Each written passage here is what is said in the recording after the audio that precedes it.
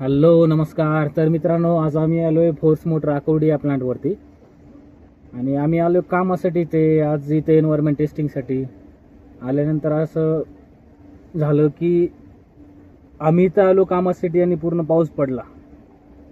तर मित्रांनो, पावसामुळे आम्हाला गाडीत बसावं लागतंय. आता मी गावी गेलो तेव्हा सगळं पाऊस बंद झालं होतं, पण मी जसं पुण्यात आलो तसं माझं शुभ पाऊल पडलं. तसं परत आता पुण्यामध्ये पाऊस चालू झाले. तर मित्रांनो, मला तुम्ही सांगा, एक जिथं गरज आहे तिथं पाऊस नाही. आता मराठवाड्यामध्ये पूर्ण पेरण्या झाल्यात लोकांच्या, शेतकऱ्यांच्या सगळ्यांच्या, पण तिकडे अजिबात पाऊस नाही. मी गेलेलो तिकडं आता माझ्या गावी. माझं गाव आहे गंगाखेडमध्ये, सुरळवाडी.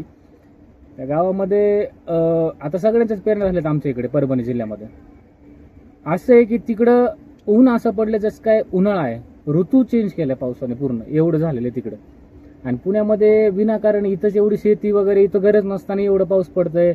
लोकांचं नुकसान होतं, लोकांच्या घरात घुसतंय, रस्त्यानं साचतंय, लोकांना कामं करू देत नाही. प्रत्येक लोकांना इथे कसं आहे, पुण्यामध्ये प्रत्येक लोकांना डेली कामावर जायला लागतं. एवढा त्रास होतो पावसाचा पुण्यामध्ये भयानक.